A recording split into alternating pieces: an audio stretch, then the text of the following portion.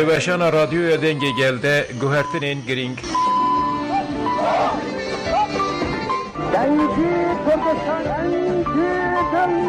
رادیو دنگی گل جیه که نیسان اوپی و 12 ساعتان وشانه بکه وشان رادیو دنگی گل لگوری دما آمده ساعت 7 صبح حتی 19 هانه رادیو دنگی گل ویل سر هر دو پیلین کرد 11510 کیلو هرتز و 11505 کیلو هرتز وشانه بکه رادیو دنگی گل دنگی کردستان آزاده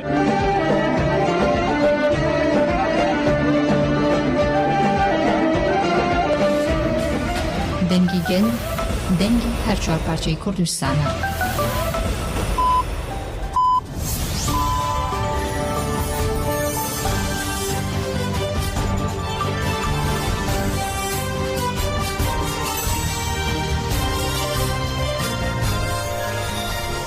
لرکه بسرمانان سلاوتانه بهم کاتتان باش ورزان برمتی هاوکارانم اکتولکی نوی امروزان پیشکشکین تبد و چواری نیسان میان من دبر روشنامه وانه من دبد لشونکانو لگل من بمنو تاوکو کتیم اکتولا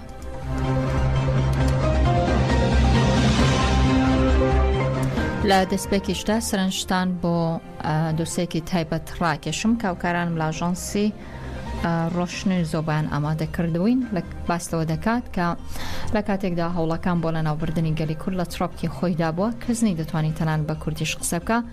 وەک چۆن گوڵۆنێرگز زەوی هەڵدەتەکێنێ و ڕۆڵێک بۆ خەمی گەلەکەی چاوی بە دنیا هەڵهێنا ناوی لێنراوە عەبدوڵڵا ئۆجەلان هەر لە منداڵیەوە هەستەی ئاکێبووەکانی کردی بە بەهاری ئازادی بۆ گەلەکەی لەمە شۆبڕاریدا خەمی گەلەکەی بکە بە سەرچاوی ئافراندنی سیستەمێکی ژیانی بۆ تەواوی گەلانی بندەست کە بیسیەم ڕاپۆرتا بین تەواوی ژیانی لەم ڕاپۆرتە خراوەتە ڕوو دواتریش ئەگەڕێینەوە لای تان و میوانی تایبەتوانە بێت ڕێبەر ئۆجەلان لە منداڵێکی یاخیەوە بۆ ئافراندنی سیستەمی ژیان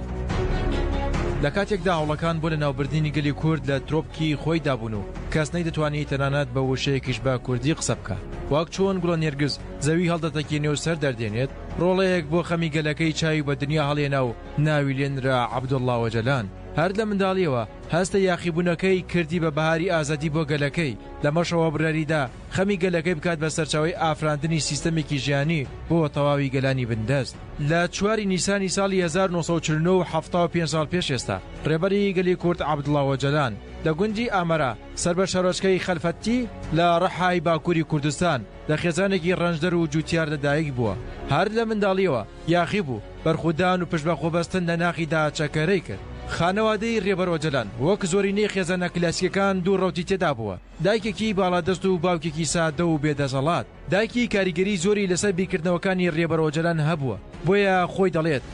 دایکم یەکەم مامۆستای ژیانم بوو لەبەرەوەی خانەوادەی ڕێبەر ئۆجەلان لە گوندا دەژیان و خاوەن باخێکی زۆر بوون محەممەدی برایشی هاوکاری ماڵەوەی نەدەکرد ڕۆژێک ڕێبەر ئۆجەلان لەگەڵ براکەیدا دەبێت بە شەڕیان پاشان باوکی لێی تووڕە دەبێت ئەویش بەردێکی تێدەگرێت و لە ماڵەوە یاخی دەبێت ڕێبەر ئۆجەلان ئەو ڕووداوە وەک یاخیبوون لە خانەوادە و تەنانەت لە گوندەکەی لێک دەداتەوە و بەسەرەتایەک بۆ پشت بە خۆبەستن دایدەنێت هەڵکەوتەی دیمۆگرافی زێدی ڕێبەر ئۆجەلان بە شێوەیەک بوو زۆرینەی نەژاد و پێکاتەکانی ڕۆژهەڵاتی ناوڕاستی لەخۆ گرتووە لەوانش ئەرمەن سریانی ئاشووری کورد عەرەب تورک و تورکمان ئەوەش کاریگەری لەسەر ڕوانگەی ڕێبەر ئۆجەلان بۆ پێکەوەژێنی پێکاتە و نەتەوە جیاوازەکان هەبوو ئەمەش دواتر گەیاندی بەو باوەڕێی سیستەمی نەتەوەی دیموکرات بنیاد بنێت یەکێک لە بناخە سەرەکیەکانی فکری ڕێبەر ئۆجەلان پرسی ژن و ئازادی ژنە سەر لە نوێ پێناسی بۆ مێژوو ڕۆڵی ژن کردوێتەوە و ژنی وەک پێشەنگی کۆمەلگا لە قەڵەم داوە لە ساتەوەختی بەشودانی کچە ئامۆزایەکی حەسەنی هاوڕێی دەپرسێت بۆچی دەبێت ژن بەشوو بدرێت و چی تیرۆک و پێشتر چالاک نامێنێت لەوێەوە دەواازەی پرسی ژن لە فکر و بۆچوونەکانی ڕێبەر ئۆجەلاندا دەکرێتەوە بۆچی دەبێت لە خوێندنگا بە تورکی قسە بکەین لە کاتێکدا ئێمە لە ماڵەوە بە کوردی قسە دەکەین بۆ ئەوەی وەڵامی ئەو پرسیاری خۆی بداتەوە لە تەمەنێکی کەمی گەنجیدا دەست دەکات بە لێگەڕین بەناو مێژووی هەزاران ساڵەی کورد و مرۆڤایەتیدا دەکات بەو ڕاستەیە کە کوردستان داگیر کراوە لەسەر ئەو بنەمایە لەگەڵ چەند هاوڕێیەکی زانکۆیدا سەرەتا بزوتنەوەی ئاپۆچیەکان و دواتریش لە ساڵی 1970 پارتی کرێکارانی کوردستان پەکەکە دادەمەزرێنێت. ئەم پارتەش دەبێت بە داستانی ژیانەوە و سەردە نوێسەرڵدانی گەلی کورد دژ بە فاشیزم و نادادی و بەدەستێنانی مافەڕەوەکانی گەلی کورد هەردە سەرەتای دامەزراندنیدا ئەم پارتە بەدایان شێوی پلانگەڕیدا تێدەپەڕێت. بەڵام فکر و فەلسەفەکەی ڕێبەرۆ جەلان دەیکات بە پارتی پارێزەری گەل و نزیکەی نیو سەدەیە تێکۆشان بۆ ئازادی گەلەکەی دەکات. پاشە و سەرکەوتنە مەزنانە و پێداگیرەکەی بۆ ئازادی گەلانی چەوساوە لە 15 شوباتی ساڵی 1999 لە پلانگەڕێکی نێودەوڵەتیدا بە بەشداری هەرێکە لە ئەمریکا، ئیسرائیل، بەریتانیا، تورکیا و چەندین وڵاتی دیکەی ناتۆ و دەستگا هەواڵگیرەکانیان. ڕێبەرۆ جەلان لە نایرۆبی پایتەختی کینیا ڕفێنرا و ماوەی 25 ساڵە لە زیندانی ئیمرالی گۆشەگیر کراوە. هەرچەندە دەوڵەتی تورک و هاوکارانی پێیانوا بوو بە گۆشەگیرکردنی ڕێگری دەکەن لە بەردەم گەشەسەندنی فکر و فەلسەفەکەی و دەتوانن بە تەواوی گەلی کورد لەناوبەرن. بەڵام ڕێبەرۆ جەلان ڕادەستبوونی قبوڵ نەکرد و دیوارەکانی زیندانی کرد بە گەورەترین گۆڕەپانی تێکۆشان. لە زیندانی ئیمرالیەوە بە نووسینەوەی چەندین پەرتوک جارێکی دیکە نەخشەڕێگەی ژیانی بۆ تەواوی گەلانی جیهان کێشا و سیستەمی کۆنفرالیزمی دیموکراتی ئافراند و پێشکەش بە گەلانی کرد کە لە بەرامبەر ئەو نادادیە جیهانی سیستەمی سەرمایەداری بەسەر مرۆڤایەتی چەسپاندوویەتی. ئێستا فکر و فەلسەفەکەی تەواوی سنوورە دەستکردەکانی جیهانی هەڵۆشاندوێتەوە و تێزەکانی وەرگێڕاون بووە سەر دەیان زمان و بووە بەجێی تێڕامانی فەیلسوف و سەرچاوەی توێژینەوەی دەیان پرسیژانی. هەروەها بۆ جیهان بووە بە نمونەیەکی سەرەکی هێڵی تێکۆشان و ژیان بۆ بەدەستێنانەوەی ماف و داخوازیەکان. ماوەی چارەکە سەدەیەکە ڕێبەرۆ جەلان گۆشەگیر کراوە و زیاتر لە 36 مانگیشە ڕێگا بە پارێزەر و خانەوادەکەی نادرێت دیدار لەگەڵیدا ئەنجام بدەن و تەنانەت هیچ زانیارێک لەبارەی بارودۆخی تەندروستیەوە نازانرێت. لە ڕۆژگاری ئەمڕۆدا ملیۆنان کەس لە سەرانسەری جیهانەوە بە یەکدەنگ لە گۆڕەپانە گەورەکانەوە داوای پێکەنانی ئازادی جەستەی ڕێبەرۆ جەلان دەکەن و کامپینی جیهانی و چالاکی جۆراوجۆر ئەنجام دەدەن و ڕای دەگەێنن. تا ڕێبەرۆ جەلان ئازاد نەبێت کێشەی گەلانی شارەسەر دەچینە باشووری کوردستان لەوێ نەورۆز فازیل ئەندامی کۆمیتەی ئازادی ڕێبەرۆ جەلان لەسەر هێڵی تەلەفۆن لەگەڵمانە. کاک نەورۆز سڵاوت لەبێ ئەم کاتت باش سوپاس بۆەوەی کە میوانی ڕادیۆی دەنگی گەلی. سڵاو لە ئێوە و سڵاو لە هەموو لایەک و هەربژیت. کاک نەورۆز دەمەوێت سەرەتا لێت بپرسم ڕەنگەم پرسە تۆزە قورس بێکەیەکەم بەڵام پێم خۆشە وەڵامێکی دروست وەربگرم. بۆچی ڕۆژبوونی ئۆجەلان پیرۆز دەکرێت؟ پیرۆزکردنی بەڕێز ڕۆژی بەڕێز ئۆچالان لە مێژووی مرۆڤایەتیدا لە وەرچەرخانێکی ڕەشەوە ئێستا بۆتە وەرچەرخانێکی گەشتبین و ڕۆژبین و ژیانبین. لە پێناو ئەوەدایە کە ئۆچالان ئێستاچێ بە مۆراڵێکی فراوان بە گەلی کورد دەدات، هێزێکی مۆراڵیە، ئیرادەیەکی مۆراڵیە بۆ گەلوونەتەوەکەی کەواتە پیرۆزکردنی بەڕێز ئۆچالان لە ڕۆژەکەی ئاغادا ڕۆژێکی چواری چواردا بەهاکەی لەوەدایە گەل لەگەڵ هزر و فکر و فەلسەفەی بەڕێز ئۆچالاندا ئاوێتە بووە لە پێناو بەدەستهێنانەوەی کەسایەتی کورد و ئازادی و لەسەر پێخۆڕاوەستان. کەواتە بە درێژایی مێژوو لە تێکۆشانی بزوتنەوەی ئازادی خوازی گەلی کووردا لە باشووری کوردستان و لە پارچەکانی تردا هێشتا بەو شێوازە نەبووە کە گەل بتوانێت خاوەنداری لە خۆی بکات بە هزر و تێگەیشتێکی قوڵەوانێ ڕوبەڕووی ستەمکاری و داگیرکاری و جینۆساید ببێتەوە. ئەوەش کە دەبینین ئێستا ئۆچالان کە ڕۆژەکەی پیرۆز دەکرێت هۆکارەکەی ئەوەیە کە ئۆجالان خاوەنی پارادایمێکی نوێیە کە سەل لەبەری گۆڕانکاری جەوهەری لە کۆمەڵگەی مرۆڤایەتی لە پرسی ژن و ژینگە و ژیان و ئابووریدا کردووە. بەڵێ باشە پێ دوای ئێستا گەل لەو ئاسایە کە بتوانێت بەرگری لە خۆی بکە؟ پێم وایە گەل ئێستا لە قۆناغێکدایە کە هەمیشە گەل بەرگری لە خۆی کردووە، بەڵام لە کاتێکدا کە دەبینین کە ئێستا چێ مۆراڵێکی بەهێسێ، تێکۆشانێکی بەهێسێ، هێزێکی معنەوی لە چیاکانی کوردستاندا لە ڕووی پراکتیکیەوە بەرەنگاری فاشیزم و داگیرکاری و یەک لە دوایەکەکانی ناتۆ و تورکیا و ئەمریکا ئەو وەستاوەتەوانێ هەڵبەت ئاوێتەبوونێکی نێوان ئەو هێزە مۆراڵیە بەرخودێرە لەگەڵ گەلدا لە شار و شارۆچکەکان و لە هەر شوێنێکی تری دنیادا بێ ئاوێتەبوونێکەوە واتە بە فراوانی گەلی کوردستان بە گشتی ڕووی کردوتە ئەو هێزە بڕوای پێێتی قەنەعەتی پێێتی کە فریاد ڕەس و دامەزرێنن و بنیادنانی کۆمەڵگەیەکی نوێیە کۆمەڵگەیەکی دیموکراتە نەتەوەیەکی دیموکراتە بۆیە من بڕوان بە گەلی خۆم هەیە کە گەلی ئێمە زۆر بە ئیرادەوانێ گەشتۆتە ئەو قۆناغەی کە ئیتر فاشیزم بۆستێنێ داگیرکاری بۆستێنێ دەست و توانەکانیان هەموو یەک بخرێت بە یەکێتی و یەکڕێزی گەل بتوانێت وەڵام بێ و ئەم قۆناغە قۆناغێکی فراوانی گۆڕانکاری جەوهریە بە تایبەتی بۆ شوێنێکی وەکو باشووری کوردستان کە لەژێر کاریگەری و هەیمەنەی کۆمەڵی ئەفکار و ئەحزابی کلاسیکدان کە ئەتوانین بڵێن بیرکردنەوە و ذهنیەتی خەڵکیان بەلاغەدا بردووە لەسەر قازانج و بەرژەوەندیەکانی خۆیان و دەستوەردانی داگیرکاری و دوژمنانی گەلەکەمان لە چوارچێوەی شەڕی تایبەت و کۆمەڵی مەسایلی تری وەکو هێرشەکانی دەوڵەتی تورکیا بۆ سەر باشووری کوردستان و هێنە ناوی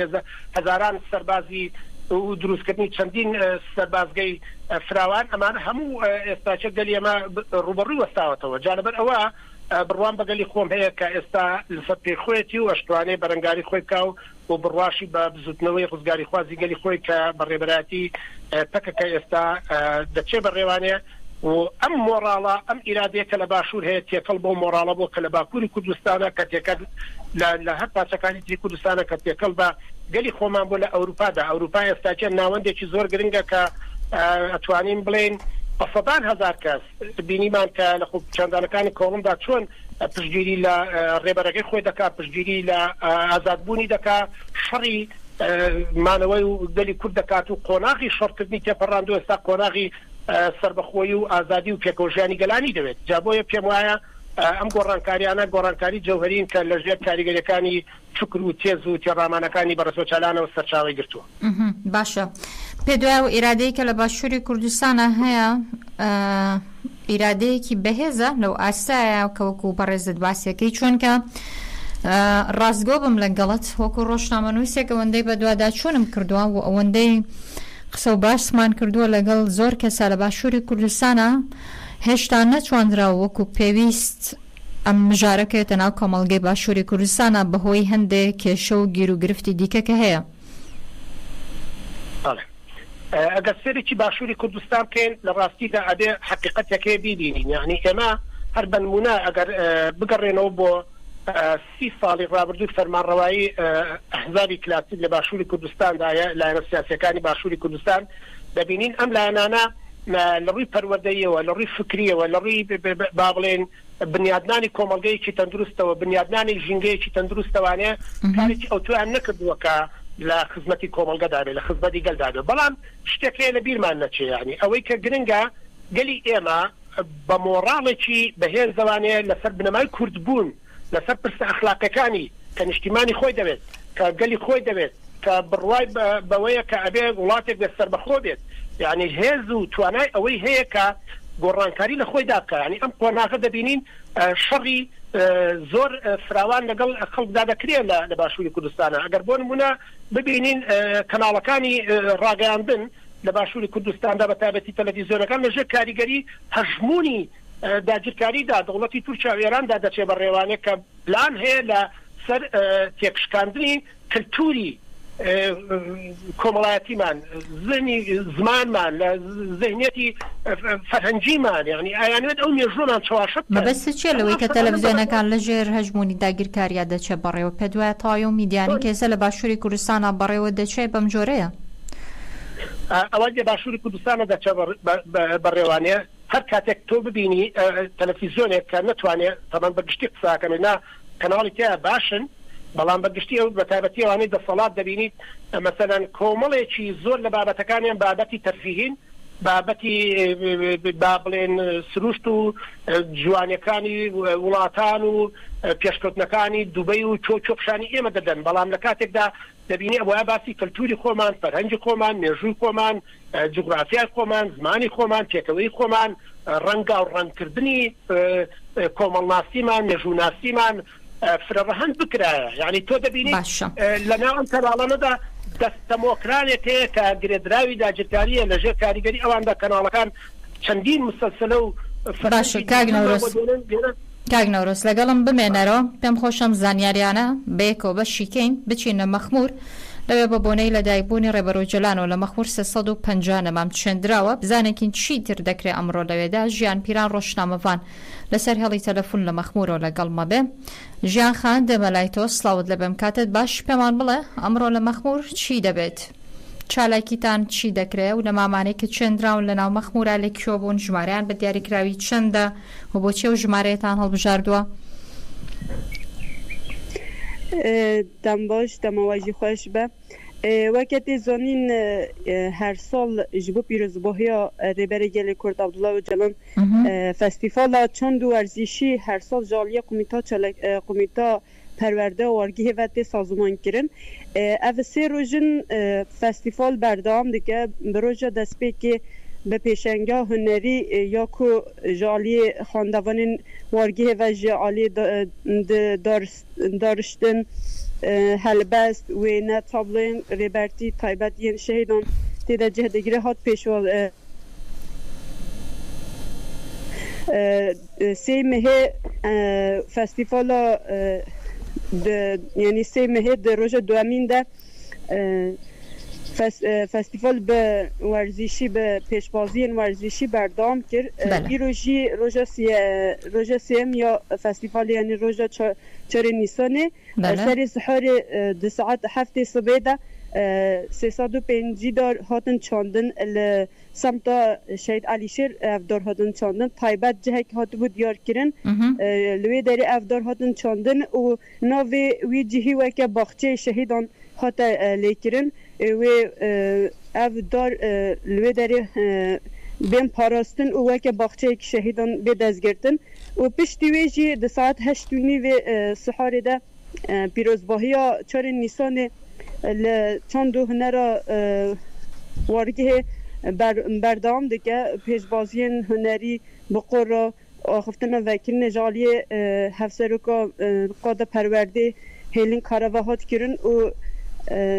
pêşbaziyên hunerî û werzîşî û yên hunerî li ser dikî hatin nîşandan pastaya çarê Nîsanê ji aliyê zarokên dayîkê ve hatin birîn wê heta saet direngî şevê ev pîrozbahiyên çarê Nîsanê li wargihê berdewam bikin. باشە چی دن دەکرێت بنەماڵەی شەهیدان لە مەخمووردا لە دوانی تایبەتیانە بێ بۆ ئەم ڕۆژە هیچ میوانێک لە دەرەوەی مەخموور ئەمڕۆ ئامادە دەبن لەوێ یاخودنا ji ber ku festîvala çarê Nîsanê ji aliyê komîte perwerdê ve tê sazûmankirin hemû pêşbaziyên hunerî pêşbaziyên werzîşî ne taybet hunermendekî ji derve nehatine komekî ji şengalê hatiye vê derê wê hunera xwe pêşkêş bike û wê bername bi pêşbaziyên xandevan û ciwanên wargihê berdewam bike û hunera ku hem de aliyê qoro de hem de aliyê komên müzîkê hem de aliyê komên govendê de wê derbikevin ser dike hunera xwe pêşkêşî gel bikin taybet yanî ev festîval ji aliyê ciwan û xandevanên wargihê ve tê yanî tê birêve birin yanî mehvanek taybet ji derve ji bo vê festîvalê nehatiye vexwandin. باشە دنیایەک سوپاس دەکەم سوپاس بۆ بەشداربوونی ژیان پیران ڕۆژنامەوان لە مەخموورەوە سوپاس بۆ ئامادەبوونە سپاس باش گەلێک من بەڕێزان لەگەڵتان بەردەوام دەبین دەچینەوە لای کاک نەورۆز ئەندامی کۆمیتەی ئازادی ئۆجەلان کاک نەورۆز باوەڕەکەم گوێت لە قسەکانی ڕۆژنامەوان ژیان پیران بوو کەم ڕۆ لە مەخمووردا چی دەبێت پێم خۆشە وەکو کۆمیتەی ئازادی ئۆجەلان پێمان بڵێ ئەمڕۆ ئێوە چی دەکەن لە سلێمانیا دەستان خۆش بێ سپاسی و بەڕێزەکەم کە پەیامەکانی گیان هەرچەند من باش گوێم لێ نەبوو لەبەرەی دوور بوو بۆ ئێمە بەڵام بە تاکید لە مەخموور و لە شنگال و زۆر جێگەی تریش چالاکی زۆرە و لە باشووری کوردستانیشە هەمیشە هەموو ساڵێک و هەموو کاتێکیش بەردەوام لە دیبیت و لە سیمینار و لە کۆڕ و لە نەمام ناشتن و لە پرسی وتاردان لەم کاتەدا بەڕێوە چووە و دیارە ئەم ساڵیش بە هەمان شێوە دەبێ بەڵام دیارە فشارەکانی حکومەتی هەرێم یا دەسەڵات لە باشووری کوردستاندا زۆر جار ئەو چالاکیانە بەرتەسک دەکاتەوە کە توانای دەرکەوتنی نەبێ بەڵام بە هەر جۆرێک لە جۆرەکان بێت چالاکی هەیە و لە داهاتوودا لە ڕاگەاندەکان دەبیسترێت. باشە کۆمیتەی ئازادی بۆ ئۆجەلان ئەمڕۆ چی دەکات لە سلێمانی؟ من پێم وتیوتم کۆمیتە چالاکی خۆی هەیە بۆیە ئێستا علاقەی بە هەندێک ظروفەوە بێت لە دوای ڕاگەیاندەکان باسکرێ یعنی لە دوای ئەوەی کە چالاکیەکە دەکرێت بەڵام تۆر پێدا دەگری چی دەکرێت دیبێکی هەیە سمیناری هەیە وتاری هەیە قسەی خۆی هەیە و چالاکی تریشی هەیە کە لە چەند ساعتی داهاتوودا دەبیسترێت. باشە لێرەدا ئەوەندە باسکرێن. باشە کاک نەورۆس چارەکە سەدەیەکە ڕێبەرۆ جەلان گۆشەگیر کراوە زیاتر لە 36 مانگە ڕێگە بە پارێزەر و خانەوادەکەی نادرێت دیداری لەگەڵ ئەنجام بدەن. ئۆجەلان پێویستی بە سیمینار و بەخوان و بنەمام چاندنە بۆ ئازادبوونی یاخود پێویستی بە هەوڵی جددیتر هەیە؟ لە ڕاستیدا زۆر تەواوە من لە پەیامەکە تێگەم ئەم جۆرە سیمینار و کۆڕ و با بڵێن نەمام ناشتۆمانە شێوەیەکە لە دەربڕینی کۆمەڵایەتی شێوەیەکە لە دەربڕینی هەستی بەرپرسیارەتیە جینا لە جۆهەردا ئەمە بێنە سەر بابەتەکە پێویستی بە تێکۆشانی مەیدانی هەیە پێویستی بە تێکۆشانی معرفی فکری وزری هەیە کۆمەلگەی ئێمە لەوەدا نەبڕاوە من باسم کرد لە باشووری کوردستانە کاریگەریەکی زۆر سراب لەسەر ئەو هێڵە هەیە کە هێڵێکی ئاپۆییە کە ناتوانێت وەکو خۆی چالەکەکانی بکات لە ڕێی هێرشەکانی دەوڵەتی تورکیا و سیقوڕەکان و درۆنەکانەوانەیە و کاریگەریشی بەسەر لایەنە سیاسەکانی دەسەڵاتەوە کە ڕێگە لەو چالاکەوانان و ئەندامان و لایەنگران و دۆستان و ئەوانە بگیری ئەجینا بێن سەرێکی باشووری کوردستان بکەین گەلی ئێمە هەمیشە گەلێکە دابڕاو لە سیستەم و دەسەڵات چونکە گەڵێکە سەرخۆبوونی خۆی دەوێت ئیرادەیەکی خۆی دەوێت بەڵام پێویستی بەڕێخستنکردنە یعنی ئەم بەڕێخستنکردن و پێکەوەبوونا پێویستی بە مۆڕاڵێکی معرفی فکری زانستی هەیە بۆیە لێرەوانەیە ئێمە پێویستە پەیامەکان لە ڕووی چوارچێوەی بنیاددانەوە و دروستکردنەوە و پێشخستنەوەی زهر و فکر و فەلسەفە بێت و ئەمە لەلایەکی ترەوانێ ئەو گەشتبینەیەکی ئێستا لە باشووردا هەیە بە ئەنجامی سەرکەوتەکانی با بڵێن هەڵبژاردنەکانی شارەوانیەکانی باکووری کوردستانیا تێکشکانی هێزەکانی دەوڵەتی تورکیا لە بەردەم گریلادا و دەرکەوتنی ئەو مۆڕاڵە فراوانەی ڕۆژهەڵاتی کوردستان کە نەورۆزیان کردو بە نەورۆزێکی شۆڕجێڕانە نەورۆزێکی کەلتوریانە نەورۆزێکی بەهادان بە پرسە ئەخلاقی ئینسانیەکانی مرۆڤی کورد و وەستانەوە لە دژی ستەمکاری و دەسەڵاتی ئیسلامگەرا هەر ئەوەی ینی ئەو ئیراد و مۆڕاڵی کە ئێستا لە ڕۆژاوای کوردستان هەیە باشووری کوردستانیش پێویستی بەوەیە بەڵام یەک شت هەیە کە تۆزێ جیاوازی هەیە سنتەری با بڵێن سنتەری با بڵێن فاشیزم سنتەری با بڵێن داگیرکاری ذهنی لە باشووری کوردستاندا زۆر بەهێزترە وەک لەلایەنەکانی تر بۆچی چونکە لە ماوەی ئەم چەند ساڵی ڕابردوودا و ساڵەکانی پێش ئەوجانی لە 60ەکان و 70ەکانی شوانێ یا لە 50ەکانیشەوە بزوتنەوەی ئازادی خوازی کوردستان لە ئاستێکیشدا نەبووە کە دەرکەوتنەکانی وەکو پێویست بێت کە مەسەلەیەکی فکری باگراوندێکی معرفی هەبێت لە ناو کۆمەلگەدا بتوانێت کاریگەریەکانی بەس بۆیە لێرەدا کە مەسەلەی پرسی بەڕێزۆجالان و ئازادبوونی بەڕێزۆجالان لە ئیمڕاڵیدا ئەمە تێکۆشانێکی مەزنی باشووریشی دەوێت وەکو ئەوەی کە دەیبینین چۆن ئینسان بتوانێت گەلی خۆی بەڕێخستن بکات هەنگاوی فراوانتر بنێ دەرگاکان بکاتەوانێ و ڕێگە و ڕێبازی نیۆ بدۆزێتەوە لە پێنا ئەوەی بگەین بەوەی کە هەم وەچالان ئازاد بێ هەم گەلی ئێمە لە بندستی و بێژیانی ڕزگاری بێ و بچێتە ناو ئەوەی کە باشە کاک نەورۆس بابێکۆ بچینە شنگالیش بزانێکین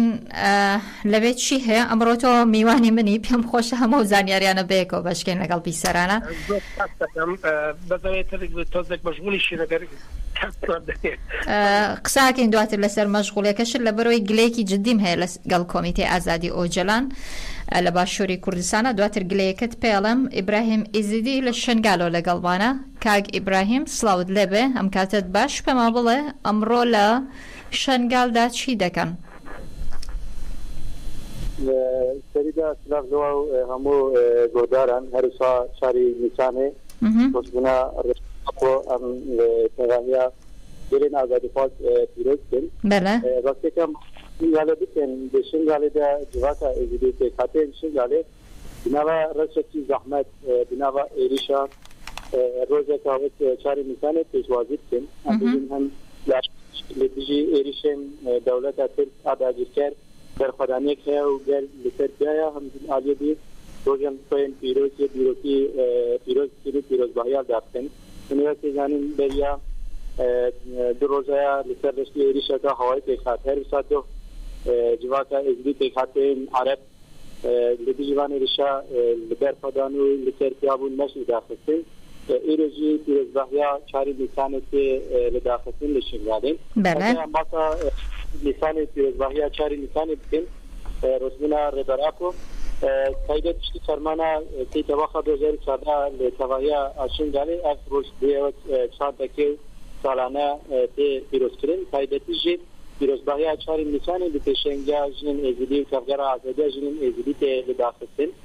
بچارچەوەیە پشتیکاریان ji bo çarî Nîsanê hetiyeker li Şingalê çarî xebat çalakî têne meşandin li gelek cihet semîner hatin eldaqistin ji bo danasîna fikr û ramanên Rêberafo bi nava civaka êzîdî û pêkhateyên diniyê Şingalê de her wisa li gelek cihat taybet dijên pîroz yên êzîdiya bi münasebeta vê rojê dar hatine çandin yani spazin basavê jî bikin tiştek û herî zêde baran netişînin piştî em bêjin li Şingalê pîrozbahiya çarî Nîsanê biyewa çandekê yani di nava van sala de em bêjin bi 10,000 şiblê dara li tevaya Şingalê hatine çandin ev jî yani bedewiyek û pêşketinekê de aliyê em bêjin xwezayî de jî li Şingalê çêtka ev gavekî girin e her wisa em basa îro bikin bi pêşengiya tevgera vedejinin êzîdî bi geliyê kes yê Şingalê saet 2 bi dema Şingalê ve şahiyek bêta li daxistin û ev şahî wek manî zimanî ku pêşengiya ta jî hatiye li daxistin hunermend ji dervê Şingalê li vê şahîdê wê amade bibin her wisa peyamên sazî rexistinin civaka êzîdî xelkê Şingalê wê di vê şahîdê hatine dayîn şahî jî wek manî ziman saet 2 dest pêkê û şahî ji wê tenekê saetên êvarê li geliyê kesê Şingalê wê berdewam bike belê. سپاس دەکەم ئیبراهیم سپاس بۆ زانیاریەکانت سپاس بۆ زانیاریەکانت کاک نەورۆز دەمە بزانێکم من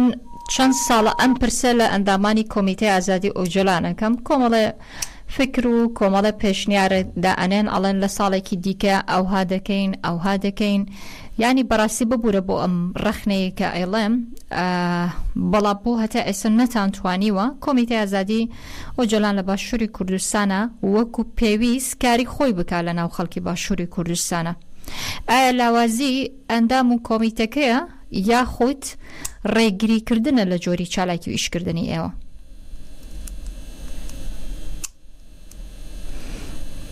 کاک نەورۆز لەگەڵمی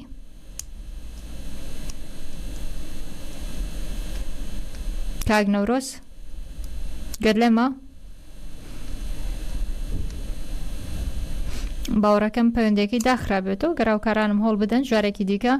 پەیوەندێکی وەربگرنەوە باش دەبێت بەڕێزان دەمە پێتان بڵم کە هەر لە باشووری کوردستانێکە لە ئەندامەکانی کۆمیتەی ئازادی ئۆجۆلان شۆڕش خدر لەبارەی ڕۆژبوونی ئۆجۆلانەوە دەڵێ هەوڵەکان بۆ چارەسەرکردنی کێشەکان دەڵێت لە دایکبوونی ئۆجۆلان بەواتای لە دایکبوونی نەتەوەیەک دێت بە فکر و فەلسەفەی نەتەوەیەک لە لێواری مەرگ ڕزگاری بوو باوەڕەکەم جارێکی دیکە پەیوەندێکی کاک نەورۆز وەرگیرا بێتەوانێ کاک نەورۆز لەسەر خەتە جارێکی دیکە کاک نەورۆز ئەگەر گوێر لە پرسەکەم نەبوو بێ بۆ دووبارە ئەکەمەوە دەڵێم ئاساییە دەڵێم چەند وەختە کە من لەم ڕۆژە پرۆگراممان دروست کردووە یا لە ڕۆژانی دیکە کە بۆ هەندێک بابەتی دیکەی تایبەت بە تەفگەری ئازادی قسە و باسم کردووە لەگەڵ کۆمیتەی ئازادی ئۆجۆلان هەمیشە پێشنیاریان هەبووە دەڵێن ساڵێکی دیکە وا دەکەین بەرنامە و پلانمان بەم جۆرات بێ بەڵام لە ڕاستیە ئێمە هیچ نابینین ئایا لاوازی ئەندامان و کۆمیتەی ئازادی ئۆجۆلانە لە باشووری کوردستانە یاخود ڕێگریکردنێکی جدی هەیە لە باشووری کوردستانە چونکە تا ئێستا من چەندین جارۆک و ڕۆژنامە نووسێکە پرسم کردو لە خەڵکی باشووری کوردستان ئەڵێم کۆمیتەی ئازادی بۆ ئۆجۆلان هەیە ڕاستگۆ بم لەگەڵت زۆرێک لە کەس هەر ناتان ناسێکەکیان دەست خۆش بێت ڕستەکە لە شوێنی خۆێتی بەستا ئێمە هێدی قسە لەسەرەمە بکەین شتێک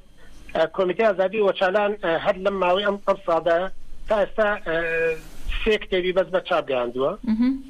کە لەسەر کۆمیتە چوە بەڕێوانەوە لەو نامیلکانە و هاوکاریش بوو بە هەندێک بڵاوکراوەی تر کۆمیتەی ئازادی ئۆجۆلان ئەوەندەی لەسەر پرسی فکری کار دەکات لە سمینار و کۆڕ و ئەوانەدا لەسەر لایەنەکانی تر کار ناکات بەڕەحمی ئەوەی کە لە بەشداری خۆپیشاندانە هەبووە چالاکی تری هەبووە بەڵام ئەکرێ بڵێن ڕێگریەکان لە باشووری کوردستان زۆرە ینی تۆ دەبینی لە دەڤەری هەولێر و دۆگدا هەر ئەسڵەن هەم ڕێگە نادان ینی سەرکوتکردن هەیە گرتن هەیە زیندانیکردن هەیە تیرۆرکردن هەیە و لە زۆنی ئەم لاشکە لە سلێمانی و ئەم دەڤەرەیە جۆرێک لە هاوکاری هەیە جۆرێکیش لە دەست بەسەرداگرتن و پەناهگرتن هەیە کەواتە با بڵێن فشارەکان زۆرن و دوای ئەوە ئەندامی چ نەماوە لەم کۆمیتەیە کە هەڕەشەی لێ نەکرابێ و لەلایەن دەوڵەتی تورکیا و تەلەفۆنی بۆ نەکرابێ و قسەی لەسەر نەکرابێ هەموو ئەم شتانە بوونەتە بەربەست بەڵام لە هەمان کادا کۆمیتە لەسەر پێکردن ڕاوەستا و کاری خۆی دەکات ڕەخنی ئەوەی جێگەی ڕەخنەشە لاوازی هەیە کەمتەرخەمی هەیە و بە پێی دۆخەکە لە ئاستی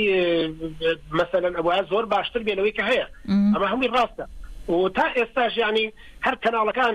بۆ نمونە ڕۆژاوای کوردستان چەندین جار پەیوەندی دەکات بە ئەندامی کۆمیتە و هەموو بەشدار دەبن لە تەلەڤیزۆنەکانی ئەواندا ئەگەر لە باشوور لە شاشەی تەلەڤیزۆنەکانی ئایران تیڤی ستێرک تیڤی لە چەندین چالاکی تر بەڵام یەک شت وڵا با من ڕاستگۆ بم لەگەڵت کاک نەورۆز من لە دوێنێ تەلەفۆن بۆ ئەندامەکانی کۆمیتە ئازادی بۆ جەڵانەکەم هەمووی ئەڵێ لە بەروی ئیلتیزامم هەیە ئەمڕۆ خوانێکێ سیمینار هەیە ناتوانین بەشدار ببین هەموو مەشغوڵن بەڵام ئەو تامە کاتیشم بە خۆم داوە قسەتان لەگەڵ دەکەم سپاس دەکەین سەرچاوم ئەمە مانای ئەوەیە من ئەڵێم کاریگەریەکان هەیە تەفسیر هەیە هەندێک ترس هەیە کۆمەڵە مەسایلی زۆر هەن چکە بۆ ئەم دۆخەی لێرە هەیە بەڕاستی جیاوازە لەوەی کە لە شوێنێکی تر هەبێ بۆچی وایە چونکە ئێرە ئێستا لە قۆناغێکدایە ینی ئەندامەکان نەکرد ئێمە هەموو هێڵی تەفگەری ئازادی خاوەنداری لە فکر و کار و تێکۆشانی خۆی دەکات بەڵام گرنگیشە لە ئێستادا خۆپارێزیەکێ بێت چکە فشارەکان زۆرن فشارەکان زۆرن کەواتە لێرە تەکتیک پێویستە بەڵام لە هەمان کاتە ئەم هێڵە هیچ نەوەستاوە تاریخ خۆی دەکات هەنگاوی خۆی دەکات دەبینین لە زۆنی سەوزدا کە لە سلێمانی لە منتیقانە دوژمن دەستەبات خەڵک تیرۆر دەکات خەڵکی باکووری کوردستان خەڵکی باشووری کوردستان خەڵکی ڕۆژاوای کوردستان یعنی خەڵکانێکی زۆر یعنی ئەم تیرۆرکردنانە کاریگەری خۆی درۆنەکان دانەوە بەسەر منتیقەی سلێمانی وەڵام دوجار ئەمانە هەموو ئەم بربەستانە هێشتا ناکاتە ئەوەی کە دەل ڕابوەستێنێت و کۆمیتەش بەپێی توانەکانی خۆی بە هەموو ئەوانێک ڕەخنەشی لەسەر ڕاستە جێگەی ڕەخنەشە باشە کاک نەورۆز بابەیەکەوە بچینە ئورفاش بزانێکین لەوێ جەیلان شاهین چیمان پێڵێ بێکۆ چینە مەخمور و شەنگار لەگەڵیشمان بە بۆ ئورفا بزانێکین لەوێ چی هەیە جەیلان سڵاوت لەبێ پێمان بڵێ لە ئورفا ئەمڕۆ 4 نیسان پیرۆز دەکرێت مرحبا دەنگێم تێ ئینشەڵڵا کەرەمکە سبێدا زوو هونزانن 4 نیسانێ هەت پیرۆزکردن لە ڕەحای لە ئەلهێ لە وانێ پشتێ هونزانن لە وانێ دەربێکی خواستن سەر شارەدەریە دەربێک لە وانێخن گەلێ وانێ بە ڕەحی سەرهەلدانێرە بەسردەوان پشتێویدا ئێوارێ پیرۆزباهی گرێدایە 4 نیسانێرە پیرۆزبایی تەف بەهەورە پیرۆزبایی کردن ئیرۆ سەرسبێ گەلێ ترکیە و گەلێ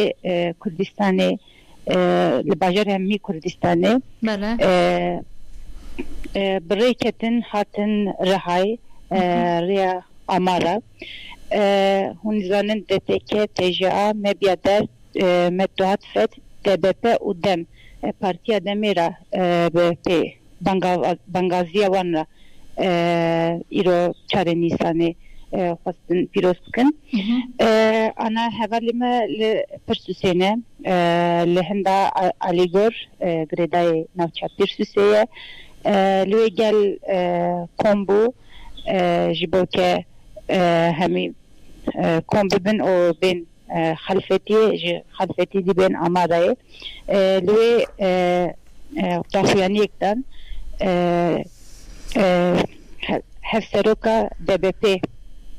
Çiğdem Kılıçgün uçar lüye bangazi kır ji bo gel bê Amaray em karin bêjin bi hezaran kes ana li rêya Amarayê îrozê li Amaray birayê برێز ئۆجاڵان ناسێوی هەمێ ڕێیا چون ئەوکێ مالا سەر برێز ئۆجاڵان ji bo gel bibin ez karim vana bêjim spas dikim Ceylan û zanin li qada Newrozê hemî gelê Kurdistanê bi saleke ji bo Birêz Öcalan tekoşînek dida ji bo ke wî berdin tecrîdê bişkînin îrozî ji bo yani bi vî daxwaziyê re tên amarayê ez karim vana bêjim. Spas dikim Ceylan Şahin Rojnamevan li Urfawa spas bo zanêrekanit eger remolay mêwanekim kak Newroz sor bibûre boî ke wenda etiyalîno hinde car li ser xet belam pêm xweş in zanyaryane bêko beş bikên kak Newroz demê pirsek bikim welamekî pêwîst werbigirim li ber wê bo pêke cenabî şit xelkî Başûrê Kurdistanî ئێمە ساڵانێکی زۆر دوور و درێژە کۆمەڵی قۆناغ هەیە وەکو خەڵکی باشووری کوردستان تێمان پەڕاندەوە بۆ خۆشت شاهیدی ئەم شتەی لەبەرەوەی ئەنفالمان بینی کیمیابارانیمان بینی و شەڕی ناوخۆمان بینی شەڕەپەڕۆی بینی یەکێتی و پارتی سەوز و زەردمان بینی و ڕخنەیەکی زۆرە گرین لەوەی کە من بۆ خۆم یەکێکم لەو ڕۆژنامە نووسانەی کە چەندین جار گوتارم نووسی و ڕخنەم گرتووە لەوەی کە بۆ خەڵک ئەچێتە سەرگۆڕی فلان سەرکردە و فلان سەرکردە و زین دووی دەکاتەوە ئێمە خۆمان ئێستا بە هەمان قۆناغا تێپەڕ نابین دێن ڕۆژ بوون بۆ ئۆجەلانەکەین بەڵێ بەدڵنیایەوە نەخێر ئەو شتەوانیە مەسەلەی ئەم شتەبا بە جیاواز ببینین بەڕێزێک وەکو ئۆچالان خاوەنی پارەدایمێکە خاوەنی فەلسفەیەکە کە ئەو تەنها فەیلسوفێک نییە ئەو ڕێبەرێک نییە ئەو شۆڕژێڕێک نییە ئەو یعنی مرۆڤێکە خوڵقێنەری دنیادیدنێکی نوێیە خاوەنی 1000 پەڕە نووسینە بەس لە زیندانی ئیمرالیدا بەدەر لەناو ئەکادیمیەکاندا لەناو گفتوگۆکانی تردا لەناوە کتێبەکانی تر کە لە کاتی تێکۆشانی خۆیدا چ لە ناو تورکیادا چ لە دەروی تورکیادا چ بپاع و لجێکەکانی تردا کە نووسیوێتی ئێستا بۆتە هەگبەیەکی معریفی فراوان بۆتە زەمینە خۆشکردنێک بۆ ڕێو ڕێبازی ژیانی خەڵکی لە کۆی کۆمەڵگەی مرۆڤایەتیدا لە جیهاندا ینی سەرسامەیەکی نێودەوڵەتی دروست کردووە ئەگەر ئێمە بگەڕێنەوە بۆ مێژوو سێرەکەن سەرێکە گەسەرێکی مارکس بکەین یا لینین بکەین یا کانت بکەین یا یەکێک لە فەیلسوفەکان یەکێک لە ناودارە سیاسی سەربازیە جیهانەکان بکەین لە ماندێلا دەبینین کە بەهای نرخی خۆی هەیە لە کۆمەلگەدا بۆچی چونکە هێزێک بوون بۆ گەلەکانی خۆیان بۆ کۆمەلگەی مرۆڤایەتی کاریگەریانە بۆ ئۆچالان ئەو کاریگەری هەیە ئەگەر بێن مقارنە بکەین لەگەڵ ئەو بەڕێزانێتدا لە چوارچێوەی سیاسیدا لە باشووری کوردستان کە کردویانە بەڵێ بەئاستێکی خۆیان تێکۆشانیان کرد هەوڵیاندا و بەڵام چەندێک خزمەت بەگەلی خۆیان کردووە چەندێک کاریگەریان لەسەر کۆمەلگەی مرۆڤایەتی بووە چەندێک بەتوانیوانە قۆناغەکانی پێشخستن لە زێن و فکر و ئینسانی بوونی تاکەکانی کووردا پێش بخاونیۆ بکاتەوانێ یعنی چۆن دەکرێت ئێمە ئەمە بەکەم ببینین کە مرۆڤێک بتوانێت ژن بێنێتە ئاستێک کە ئێستا ژن خاوەنداری لە ژیانێکی نوێ دەکات خاوەندانی لە بڕواوی ئیرادەکانی خۆی دەکات کە باسی مێژوو دەکەین ئەگەر تۆ بۆچی بە مقارنەی سیاسی دوو کەسایەتی و دوو لایەنی سیاسی تێگەی من پرسەکەم لەسەر ئەمە نەبوو پرسەکەم لەسەر ئەو ڕێڕۆشنەیە کە دەکرێت بڵێ ئەمەی کە ئێستا هەیە کە خەڵک وا دەکات ئێمە پێویستمان بەوەیە کە بەڕاستی ئەم فەلسفەیە ئەم فکرە ئەم پارادیگمایە لە کۆی کۆمەلگەی مرۆڤایەتیدا جێبگرێت چونکە بڕوامان پێێتی کە چارەسەرێکی گونجاوە بۆ کۆی کۆمەلگەی مرۆڤایەتی لە قۆناغی هەیمەنەی سەرمایه‌داری جیهانیەوە بۆ قۆناغی هەیمەنەی نەتەوەی دیموکرات و کۆمەلگەی دیموکرات کە ئێستا دەبینین لە چوارچێوەی کۆنفدرازمی دیموکراتیدا من ئەمە شتێک بەبیر بێنمەوانێ لە چارەچەکانی کۆمیتەشدا کە لە ساڵی پاردا لە 2023 داکراوە چەندین ئێمە لە با بڵێن کۆنفرانسدا بەشداریمان کردو لە شەنگال لە بەغداد لە لوبنان لە چۆچ و هەموو ئەمانە هۆکارەکەی ئەوەیە کە ئەو فەلسفەیە جێی خۆی گرتووە لە جیهاندا یعنی جیاوازیەکە لەوەدایە کاریگەریەکەی لەسەر دروستکردنەوەی بنیادنانە هەیە کە کۆمەڵگەی مرۆڤاتی ڕۆژهەڵاتی ناوین دەتوانێت شەڕی هەیمەنەی با بڵێن مۆدرنیتەی سەرمایه‌داری کە لە ناوچەکەدا کە هەیمەنیەیەکی لە ئەخلاقی لە کۆمەڵگەدا پێشکەستووە یعنی ئەو کاریگەریانەی ئەوان کردویانە دەبینین بە ڕێبازێکینەوە بە تێگەشتێکینەوە بە فکرێکینەوە گۆڕانکاری جەوهەری دەکات و کۆمەلگا خاتە سەر ئاستێەوەی کە کۆمەلگەی شێرەوەزی بێ خۆی بەرێ بە ڕێوانێ ئیرادەیەکی مەزنی هەبێ یعنی دەوڵەت ببێتە وەسیلەیەک بۆ بەرژەوندەکانی گەل و خەڵک حکومەت نەک ئەوەی کە کۆمەلگە و تاک داگیر بکات و پابەندی کا بە خۆیەوانێ ئازادی لێ بسێنێ بەهاکانی لێ بسێنێ جیرۆدەی کا بە بەو ژیانەوە کە خۆی داخوازی لێ دەکات بە پێی یاساکان ئێمە جیاوازی لە نێوان یاسی ئەخلاقدا پێ نەبینی ئۆچالان کە باز لە مەسەلەی ئەخلاق بخا بەهایەکی گردوونی هەیە کە جیاوازی بێ لەو یاسایانەی کە لە دەوڵەتنەتەوە و سیستەمە بەڕێوەریەکانی تردا کراوە کەواتە ئێمە توانین لەوێدا ئەخلاق بە بنەمایەکی جدی ببینین و ڕازگویانەتر و پاکانەتر بێت لەوەی کە بە یاسا فەرزەکرێ بە سەرگەل و کۆمەلگەدا بۆیە ئەم لێرەدا شایستەی ئەوەیە کە خەڵک قوربانی بۆ بدا لە پێناویدا تێکۆشان بکات تاکو ئازادبوونی چونکە ئازادبوونی فیزیکی ئۆچالان دەواازەی کرانەوەی ئاشتیە لە ڕۆژهەڵاتی ناوین و بەرجەستەکردنی داخوازی گەلا کە ئەوی سربەخۆیی و پێکەوەژیانی گەلانە لە ناوچەکەدا ئازادی ئۆچالان تاکە مرۆڤێک نییە و دوای ئەم تێگەشتنی خەڵک لەسەر ئەم بنەمانەیە ئەوەی کە لە بۆ لای کەسێکی تر دەکرێت لەسەر بنەمای وەکو پاوچێکی ڕۆحی پێکراوە لە ئاستێکی تەسەدا ئەوانیش تێکۆشانیان کردو بەڵام ئاستەکە جیاوازە چی پێشکەش بە گەلەکەی کردووە ئەو قوربانیانە زۆر قوربانی ناکاتە ئەوەی کە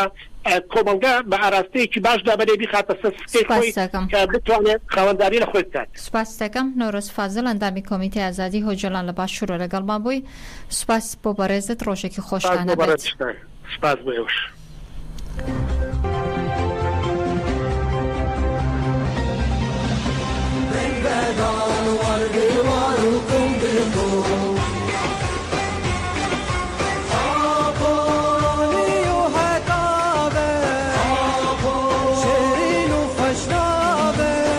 دەچینە ڕۆژاوای کوردستان لەوێ لە چەندین شوێن ئەمڕۆ چالاکی بەڕێوە دەچێ بابزانێکین لەوێ چی هەیە ئەو کارانم لەگەڵم بن بچینە ڕۆژاوای کوردستان و ڕاستەوخۆ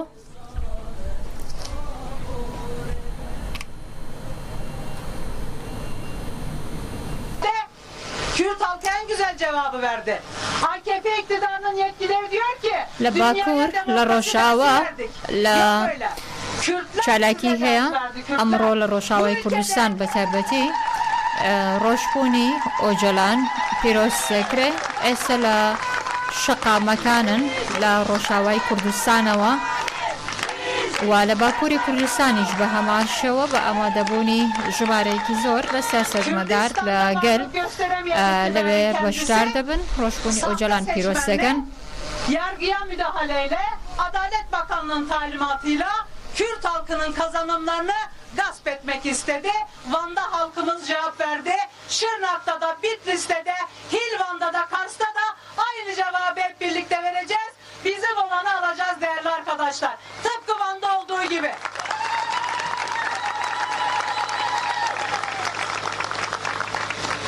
Yerel seçim bağlamındaki hukuksuzluklarla ilgili yürütmek istediğimiz bütün demokratik haklarımıza bu iktidarın kolluk güçleri saldırdı. Sahte başarıyla دەچینە ڕۆژئاوای کوردستان لەوێ جودی علی بە هەڵەدانە چوبم نای ڕۆژنامەوان لە ڕۆژئاوای کوردستان و لەگەڵمان دەبێ جودی سڵاوت لەبێ پەمان بڵێ گەل ئەمڕۆ چۆن پێشوازی لە 4 نیسان دەکات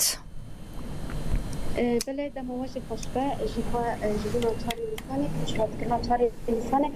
مروف کاری بیشه نتنش ایرودا رشته پیشوازی کرنه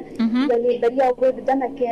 هم درباره چاری نیسانی دا سیمینر هاتن داین هم جیبون چاندنا داران لگلک دبران دار هاتن چاندش خوب و یک جیپینگاوین گرین یک بو هاتی دسته کرن به ساله دا جیمه چلا دا هات دسته کرن او جیپینگاوا دار چاندنی بو که تایبت جالی کمیته یا اکولوژی کنگراستار و هات بود دستکرین به چارچوبه دا لگلک دبران دار هات چاندن هم لگوندان هم لنافچه تایبت لکانتون جزیره لپنج باجاران هات چاندن در دور 1580 دشتن هاتن کول کرن و دوی چارچوبه دیش همش بلجی به دست جنون هات چاندن جبل كوري بر أكو جرينجي ده فضاي جو كامروفان وبارستنا وكامروفا كي بنافتكش بربي كي ريبر أكوش خبوتك وهجر وتخاطر وجبنا من بيروز بكن دلون حريق دارك بتشينن براستيج يعني أبوتن دروجة إيرو دبويا بنجها كسركة وخال طيبت حرق وروجبنا ريبر أبوتي بينجابين دار شاندنا دست بكرن داران دچينن جلو رجي إيرو طيبت لكانتونا جزيرة لجلك دبران شاندنا داران هي إيرو شخص سعده نيفاندا لنافندا بيته وبيشنتي أكون راستار لو ده شالتيه كدار شاندنا هات دست بكرن در دراسي چل دار هاتن شاندن الهروها بشتويش شهيد سبيكر و عندما كوميتي اكولوجيك وشالاكي خديه كي چلای درکان بو افسي مهن بردوام بكن ایرو بداخویانی که چالاکی خو انگو پنگا و خو بداوی کرن داخویانی دان همان دمیدا شاهی کلو هاتر دارسن لالی که دنجی لگون دناکوری خامشلو و بخوا که دارستانه که لی هادیه چکرن لورجی دار هاتن چاندن هر و هل گنده گرباوی گرده خامشلو جی همان دمیدا استاد دانزه آدارشی یعنی ایرو همو هر ما جزیره کانتونا جزیره پیشوازی کرنا 4 نیسان به چاندن داران به تایبت پیشوازی کرن ده چارچوبهش خواهی روزی به تایبت شاهین خوش بنا 4 نیسان هنه روز بنا ریبراپو هموجی دادن ایباری دانه جبا لگرکه لدیر که لقامش لوجی چالکین پیروزباهی هنه تنه پیروزباهی خوبانی ساعت 11 هم بس بکر او جی لگنده على بهلوره خوبانی کو ریبر اپو بخون ورمایه و کمالک که ریبر اپو تدامایه و کمال ریبر اپو تناسکرین لو دره شاهی نهاد 20 ساعتان دا بردوام دکه لقامش لوجيش خاص شهيد ساعات حشت إباري داوي دس بيبكين فرق آزادية بجرة قامشلو وجلجي بتجوشة كمزن بري خابدين قاضي بشاهية وبيروز بكن يعني جلن هرمي روجبنا ريبرا بوش خارا وكر روجبنا آزادية تجنن روجبنا كو تايبت كسين كوش بن دستير رزقار بودي جلو رجي أو قاسي جرينجي بدل روجبنا ريبرا بو هن كس هنا تبلبان شاهيان دبن هن كس جي هنا دمالا خدا بمالباطا خرجي روجبنا ريبرا بو بيروز دكن وكر روجبنا كي كسر كي قد مالا وان دابه يعني روجبنا ريبرا بو وكر روجبنا نتاوا كي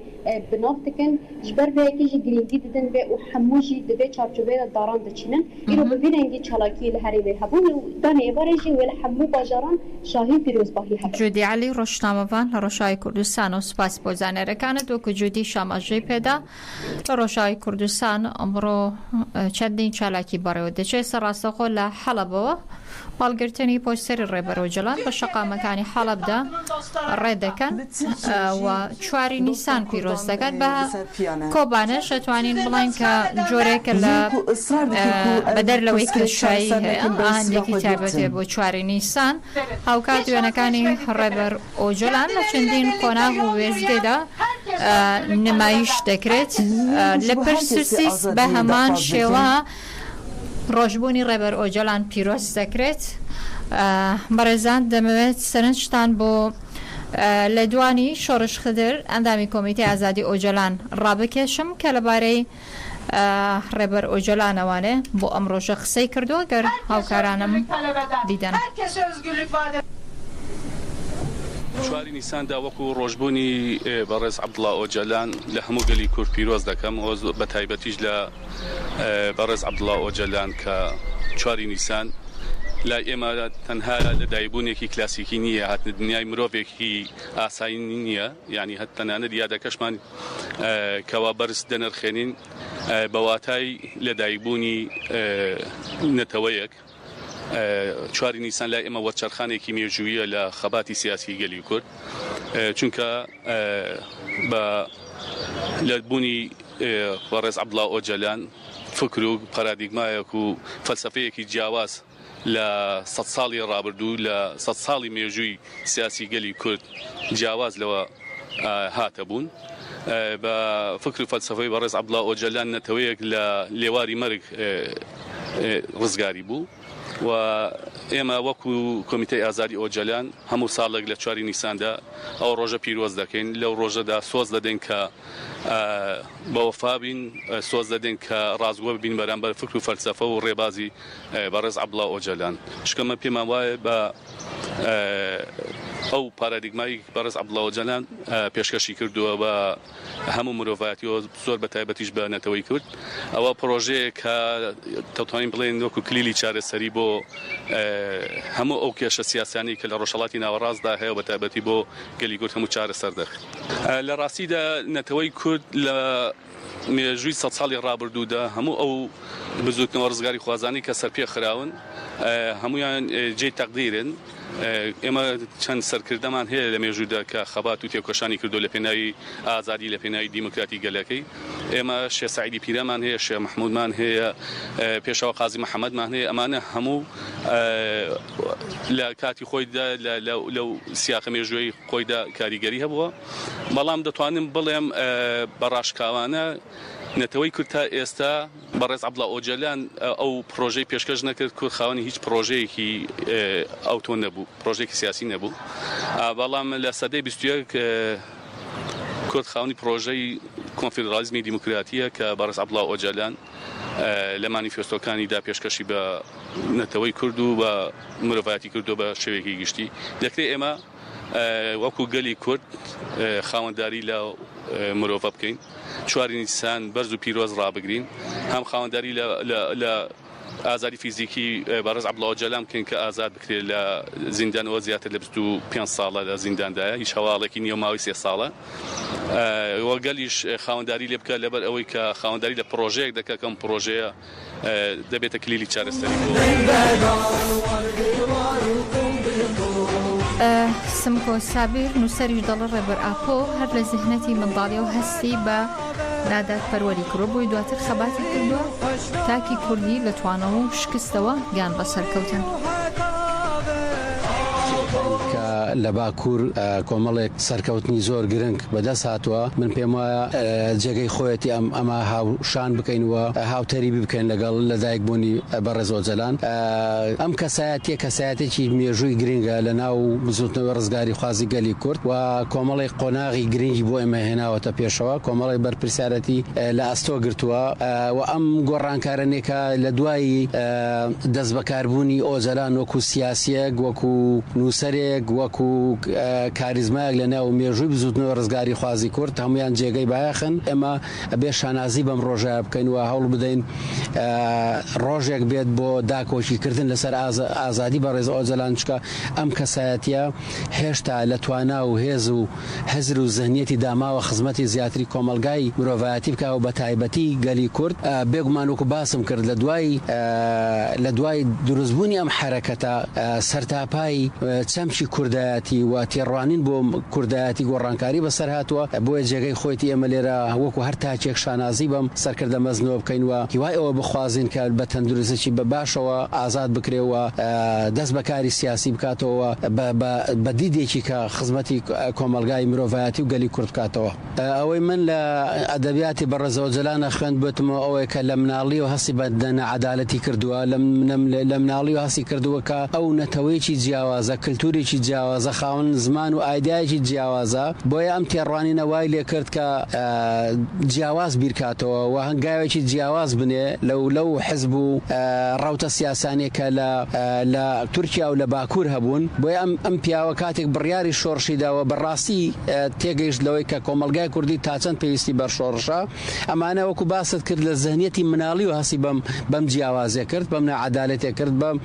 بەم ناکۆچیە کرد کە لە ناو کۆمەلگای کوردی هەیە. بەداخۆ لە کاتی چیشاکە شۆڕشی کرد کە گەلی کورد لە بارودۆخێکی زۆر خراپا بوو، زەحمەتی زۆری بینی، قوربانی زۆریدا، بەڵام دوجار گەیشتەوەی کە ئێمە لە ئێسادا شانازی بەم حرەکەتەوە بکەین و شانازی بە خودی بەڕێز ئۆجەلان بکەین کە ئێمە ساڵانە قسە لەسەر بوونی ئەم کەسایەتێ بکەین و پێمان وابێ ئەم کەسایەتێ بۆ کۆمەلگای کوردی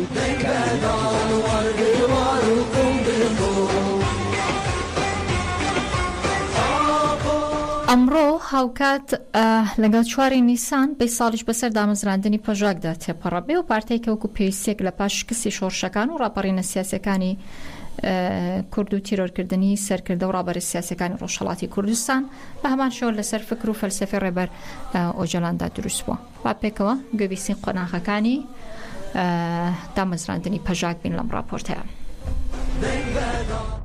پژاک پێشەنگی هەستانەوەی تێکۆشانی ئازادی لە ڕۆژهەڵاتی کوردستان و ئێران.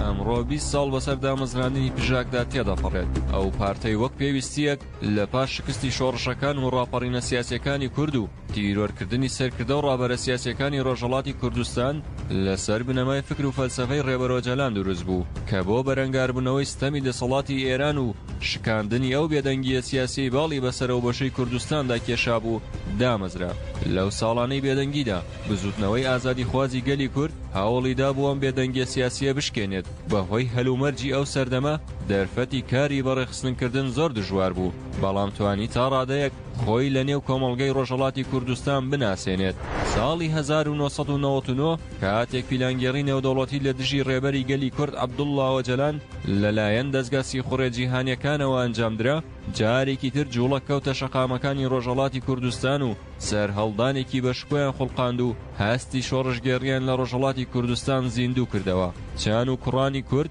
لە زانکۆ و گوند و ناوچە جیاوازەکانی ڕۆژهەڵاتی کوردستان پۆل ڕوویان لە چیازادەکان کرد و چەکی شۆڕشیان لەشان کرد. بڕیاریاندا لەسەر بنەمای فەلسەفەی ئۆجەلان و کۆنفیدرالیزمی دیموکراتی پارتێکدا بمەزرێنن. لەسەر ئەو بنەمایی خودی ڕێبەر ئۆجەلان دەڵێت نابێت ڕۆژی لەدایکبوونی من وەک لەدایکبوونی کەسێک سیر بکرێت، دەبێت وەک ڕۆژی ژیانەوەی گەلێک سیر بکرێت. لە ڕۆژی 4 نیسانی ساڵی 2004دا پارتی ژیانی ئازادی کوردستان پژاکیان دامەزراند.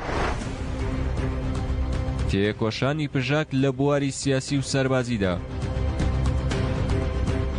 هەر لە سەرەتای دامەزراندنیەوە چاوەڕوان دەکرا ئەم پارتە ببێتە هەناسەیەکی دیکەی تێکۆشانی سیاسی لە ڕۆژهەڵاتی کوردستاندا. بۆیە لە ماوەیەکی کووردا لە بواری سیاسی و سەربازیدا توانی لە ناو دڵی گەلی ڕۆژهەڵاتە جێی خۆی بکاتەوە و خەڵک بەڕێخستن بکات، وەک هێزێکی نوێ لە ئاستی کوردستان و ئێراندا بوو بە جێی باس. لە بواری سەربازیدا هێندە پێشکەوت لە ساڵی 2011 بەرامبەر ئارتەش و سوپای پاسداران زیاتر لە مانگێک جەنگا و ئێرانی ناچار بە ڕاگەیاندنی ئاگربەست کرد. لەم ماوەیەدا لە شاخ و شارەکاندا سەدان شەیدی پێشکەش بە ڕێگای ئازادی کرد و سەدان ئەندامیشی خزێنرانە زیندانەکانی ڕژێمی ئێران. بەڵام زیندان و لە سێدارەکانیش نەیانتوانی چۆک بەم پارتە شۆڕشگێڕە دابدەن. نمونەش بۆ ئەمە چیرۆکی بەرخۆدانی هەرێک لە زەینەب جەلالیان تاکە ژنی زیندانی تا هەتایی و وریشە مرادی ژنە شۆڕشگێڕی کووردە. ئامانجەکانی پارتی ژیانی ئازادی کوردستان. گرنگترین ئامانجەکانی پژاک خۆی دەمینێتەوە لە چارەسەری کێشەی کورد و گەلانی ئێران لە چوارچێوەی پرۆژەی نەتەوەی دیموکراتیکدا بەرەو پێشبردننی ژیانی ئازاد و دیموکراتی لە ڕۆژهەڵاتی کوردستان و ئێران. تێکۆشان بۆ بەدەستهێنانی ماف و ئازادیەکانی گەل، بەرەنگاربوونەوەی زیهنیەت و پەیوەندیە سیاسی و کۆمەڵایەتیەکان کە سەرچاوەی خۆی لە عەقڵیەتی پیاوسالاریدا دەبینێتەوە. تێکۆشان بۆ ناسنامە و ئازادی ژن لە کۆمەڵگەدا بەرەو پێشبردننی پەیوەندیە دیموکراتیەکان لەگەڵ گەلی کورد لە بەشەکانی دیکەدا. ئێستا پژاک بەشێکە لە سیستەمی کۆمەڵگەی دیموکراتیک و ئازادی ڕۆژهەڵاتی کوردستان کۆدار. لەم ساڵانەی دواییشدا چەند پرۆژەیەکی بۆ چارەسەری کێشەکانی گەلی کورد و گەلانی ئێران لەسەر بنەمای کۆنفیدرالیزمی دیموکراتی پێشکەش کردووە. هەوڵی داوە بە پێکێنانی بەرەیەکی هاوبەش و یەکگرتنەوەی هێزە سیاسی و کۆمەڵایەتیەکانی ڕۆژهەڵاتی کوردستان و بزوتنەوە ئازادی خوازەکانی گەلانی ئێران هەنگاو بە چارەسەری کێشەکان و جێگیرکردنی سیستەمێکی نوێی بەڕێوەبردن لە ئێران و ڕۆژهەڵاتی کوردستان هەڵهێنێت. ئەمەش بۆ ئەوەی ئازادی بۆ کورد و دیموکراسی بۆ ئێران.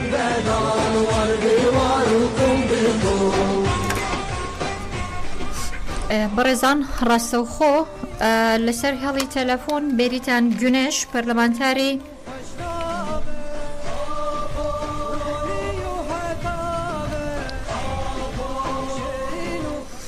بەڕێزان ڕاستەوخۆ لەسەر هێڵی تەلەفۆن بێریتان گونێش پەرلەمانتاری هەدەپە لە پرس و سەو لەگەڵوانایە. بێریتان سلااوت لەبێ ئەم کاتت باش سپاس بۆی کە میوانی ڕادوی دەنگی گەلی پێم بڵێ ئێستا ئێوە بەرەوکوێ دەمەشن. ئەلۆ مەرحەبا جوارە مەرحەبا پێم بڵێ ئێستا ئێوە بەرەوکوێ دەمەشن. ئەس سۆرانی فێم ناکەم لێ ئەزێ کوردی چەند گۆتنا کەرم کە من فێم دەکەم چی دەبێژی کەرم کە من فێم دەکەم من گونەها ئێوە لە پەرسوسەوە بەرەوکوێ دەمەشن دەخوازن چی بکەن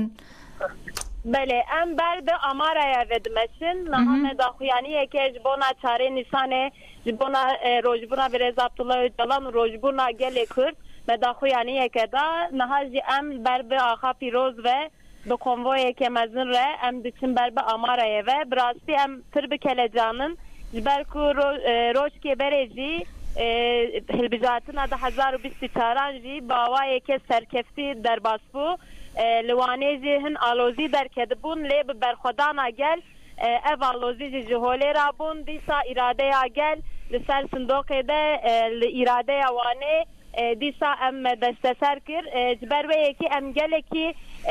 کیف خوشن ام بکلجانم بجوش که مزن ام به برخودانش بونا دیاری برز عبدالله جلال جی بکن ام بر به آمارا ودمشن براستی گل کرد برخودان گل کرد هبون آخه سرهلدانه و دیسا ناسنامه آخه ببرز عبدالله جلال دست خستبو ام به روژه جی دیسا جبونا اف سرهلدان بگیه آرمان جاخه تشتی کو ام سر بونه ام دیسا لورده ام دیاریا وان دکن باشە هیچ ئاستەنگیەک ئیرۆ بۆ ئێوە نەهاتۆتە پێش هیچ ڕێگریەک دەمێ بەرەو ئورفا دەمەشن بەرەو ئامارا دەمەشن پاردۆن بله بله ئاستەنگی هەنە gelek ئاستەنگی هەنە لێبەلێ بە هەر ئاستەنگیە بە چاوا لەوانێژی هەمبەری هەموو ئاستەنگیان هەمبەر و هەموو زلم و زۆرداریە gelek کورت ئیرادەیە خوێ خودی دەرکێت ناسنامەیە خۆ خودی دەرکێت ئیرۆژی ئەمێ خودی لأماره خودی لروجبون آخواه میدر بکوین ام بر بريده ونه بحنبري حموز المزورداري چاو افسد ساله گل کرد برخدوده بکوین شوپیه که برخدانه ام بر با اماره ودمشن باشا بریتان خان دەمەوێت بپرسم هیوادارم تێبگەیلێم هەوڵ دەدەم تۆزێ سوورمانجی خەبەر بدەم تا چەند لە پشتی هەڵبژاردننی شارەوانیەکانی تورکیا و باکووری کوردستان و لە پشتی نەورۆزەوە نەها چ قاس هێوی هەیە بۆ ئەوەی کە پرسی چارەسەری جارێکی دیکە بکەوێتەوە گفتوگۆکردن براستی نها ترکی لآلوزیه که پر مزنده همو پشکرک پر کوربونه پر گرانتر بونه اف همو پشکرک جی گریدای چاره سرکرنا پشکرکا کرد ره او جی بگریدای آزادیا برز عبدالله جلان و راکرنا تجویته اجبروه که ایدی افسد ساله دولت به همو در فتح خواه اف سر مزن کرل سرگل کرده لی ایدی ای به هوی اون ام نه به هیوینه افسد سال اف برخودان هیویه که مزن آوا کریه بیستی نها جی کرد نها هری پرگال ام بکارم ببیزن آستا هری هیویه وان بلنده ام به همو هیویه خواه غینی چاره سریه جو خواه امریه که دن نابین نزانن تنه چاره سریه بندوارین ما هیویین ما ام هیویه ما پر بلنده و هر اف نتنه هیویه اف راستیه که جخوام بیرو که جبنرن همو گل همو ملت ببرخودانه و بسکن آخواه گیهاشتن آرمانجا خواه ام جنار لمرحله که پر گرینتنه از باورم پشتی نها تکت نکاره گل کرد بسکنینه جبروه که هیویه ما افتد سالم بلندن لنها ام گیهاشتن آسته که در پیروز پیشی آمده هن مرحله هنه وقت کراکرنا تجریته و آزادیا فیزیکی برز عبدالله جلان داگو اف تسکریکا کرجی کاربه چاره سر باوایی که دموکراتیک نها آرمانج اوه ام بهیوینه ام بجوشن و ام بربا مارای و دمشن ام دکارم ببین باشا بریتان خان دخوازم بزانم هون حتا نها هیچ هەوڵدانێکیەوە چێنە بۆ ئەوەی کە لەبری ئەوەی کە ساڵانە ئەو هەموو کەسە دەمەشێت بەرەو ئامارە ئاسەنگی دروستە بێ بۆ ئەوەی بکرێ بەوەی کە مانگانە ڕۆژانە خەڵک بتوانێت سەردانیکە ئەو ماڵی ڕێبەر ئۆجەلان وەکو مۆزەیەک هەوڵیەوەتان نەداوە کە بکرێت نها ام دکارم ببیزی جخوا وکی مزه که جبونا گلی کرد گاوا ام بچن ورجی او گوند خوپاراستیه مال خوپاراستنه لورده گلک صورتین برز عبدالله جلان هنه نها جبونا کرده براسی جخوا و سایه بۆ پاراستناویژی هەر ساڵ لە ڕۆژبوونا برێز عەبدوڵڵا ئۆجەڵان دەدار تێن چاندن و gelek xebatên parastinê têkirin ji xwe niha ji bona gelê Kurd vî rengî ye ev e yanî niha kê li amara heye îro min tam fêm nekir min pirsîm îro kê li amara heye pêşwazî em xelke bike em gele bike ke bero ew ê demeşin malbata li were ji xwe çend roj berê jî ew jî daxuyaniyekê dabû birêz Mehmet Öcalan em gelê Kurd dawetê ev axa pîroz dikir ji bona rojbûna birêz Abdullah Öcalan niha jî em ji bona bigihîn wir em dirê dene baş cigela çwarî Nîsan rojbûnê Rêber Öcalan dixwazim bizanim rewşî siyasî Bakurê Kurdistan êsa li piştî ew alozeyeke çend rojî pêşûtir durust bibe çawa ye kîjan alozî wan hûn behsa wanê dikin bele wan reha bele bi rastî hilbijartin hem beriya wê hem dema hilbijartinê hem jî piştî wê dewlet bi hemû lîstokên xwe bi hemû derfetên xwe xwest gelê Kurd hêza gelê Kurd îradeya gelê Kurd dîsa birêyekê qeyûman dîsa dest çîbin pê bike hem berî van tîstana weke seçmenên ku ne aîdî wir bûn jî bi hezaran kes bi hezaran asker polîs anîn ser sindoxan ez dikarim vê tiştî bibêjim ez li ser sindokekî bûm li wir de têsib heb seçmen hebû ji bo ku oy bavêjin dengê xwe bidin tenê 10 kes ji wê cihê stewrê bû yani tenê 10 kes ji welatiyê wir bû êdin hemû 405 kes ji derve hatibûn ev tê watêya ku ev ji bona qeyûmên bavêjin riyên nû aslında ji xwe digeriyan lê gelek cîhan da ev lîstok dîsa vala derketin ev lîstok berxwedana gelê Kurd ve qelîbên û em dikarin bibêjin ne gihaşt armanca xwe li wanê jî heman tiştî kirin 14 hev naxçe jî partiya demê stem dibû hemberî ve serkeftinê dewlet dîsa xwest bi lîstokên xwe bi rihekê din qeyûm bavêje ser îradeya gelê Kurd lê ew jî bi berxwedanê ket û ew jî vala derket em dikarin wisa şîrove bikin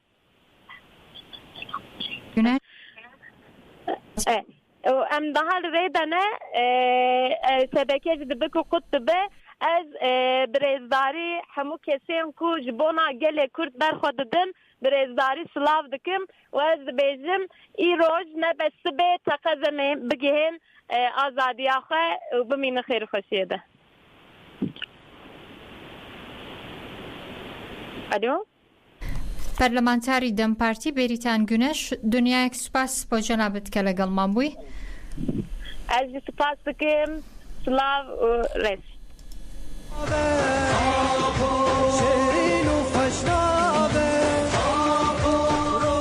لە ڕۆژی لەدایکبوونی Rêber Öcalan da 26 ژنی گەنج بەشداربوونیان لە ڕیزەکانی گەریلا ئازادی کوردستاندا ڕاگەیان ئەمڕۆ لە چازادەکانی کوردستانەوە 26 ژنی گەنج بۆ تۆڵەکردنەوەی شەهیدانی پێشەنگ وسارا لە ڕۆژی لەدایکبوونی Rêber Öcalan da بەشداربوونی خۆیان لە ڕیزەکانی گەریلا ئازادیدا ڕاگەیان ژنان بە زاراوەی سۆرانی و کوردی و تورکی ڕاگەنرایان لەبارەی بەشداربوونیان لە ڕیزەکانی گەریلا بڵاو کردەوە و تێیدا هاتووە کە 26 ژنی گەنجی کوردستان بۆ مسۆگەرکردنی ئازادی جستەی Rêber Öcalan لەم ڕۆژەدا ڕوو دەکەنە ببورن ڕوو دەدەینە ڕووناکی ڕوومان کردوتە ڕێبەرایەتی و بەشداری ڕیزەکانی گەریلا دەبین هەر ژنێک کە دەوێت بە شێوەیەکی ئازاد مرۆڤایەتی و ژنێتی خۆی بژی دەبێت ڕوو بکەنە چی ئازادەکان داوا لە هەموو گەنجان دەکەین کە بەشداری هەڵی ڕێبەرایەتی ببن ژنانی گەنج بانگەوازی و گەشتکردنی بەرخۆدانی ڕێگەی پێشەنگ و ساران کردو و ڕایانگەاندۆ دەبێت هەموو کەسێک باش بزانێت کە بە تێکۆشانمان دەتوانین ژیانێکی ئازاد دموکرات و بە ڕەنگی ژن بەدەستخێن لەسەر ئەو بنەمایە بانگەوازی لە تاوی گەنجان و ژنانی گەنج دەکەین خۆیان بگەێنە ڕاستی و بەشداری ناوڕیزەکانی پەکەکە و پاژێک ببن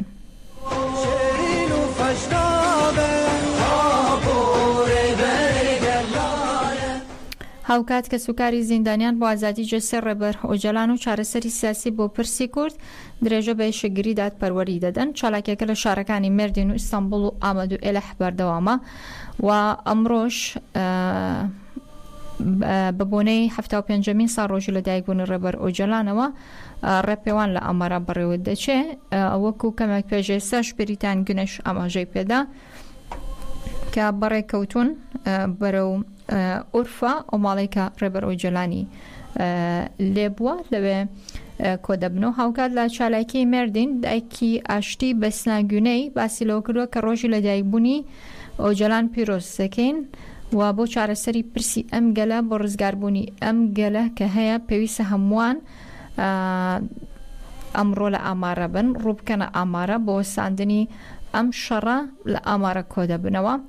و بانگەوازیشان بۆ بەشداربوون لە ڕێپێوان و ئاهەنگەکانی ئەمڕۆی لە ئامارە کردووە بە بۆنەی جەشنی ژیانەوە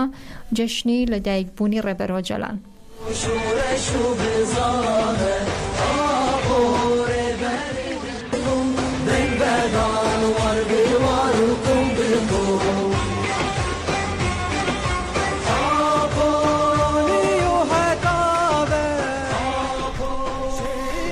بەڕێزان دەمەوێت سەرنجتان بۆ ڕاگەنراوی کۆداریش ڕابکێشم کە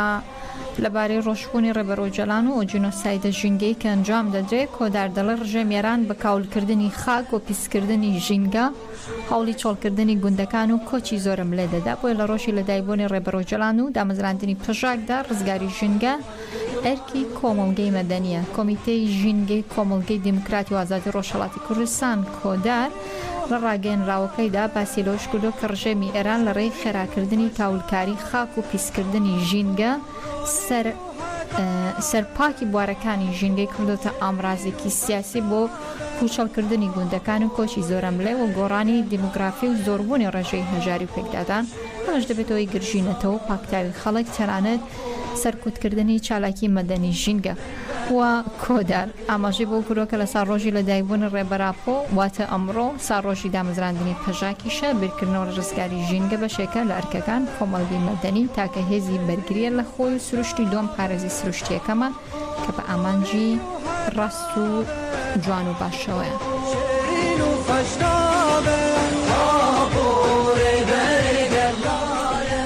و لە دوتوی 160 لاپەڕەشدا یەکەمین پەرتووکی وێنەی لەسەر ژیان و تێکۆشانی ڕێبەر ئۆجەلان لە لانووسەرێکی سکۆتڵەندی و ئامادە کراوە ئەمڕۆ بڕیارە لە ئەڵمانیا بەڵاو بکرێتەوە ئەمە یەکەمین پەرتووکی وێنەیە کە لەسەر ژیانی ڕێبەر ئۆجەلان بە ناونیشانی ئازادی سەردەکەوێت ژیانی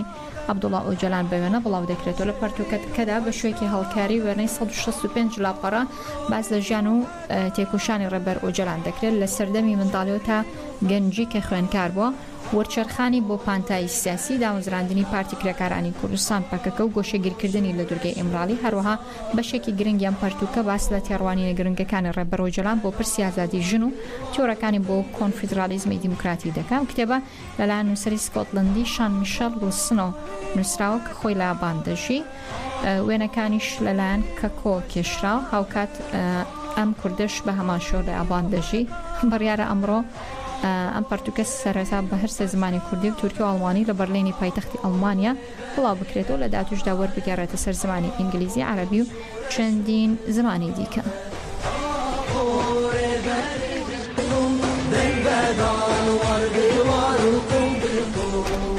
سوپاس ستام کاتەبی سەرمان بوون بمێنن بەخێر.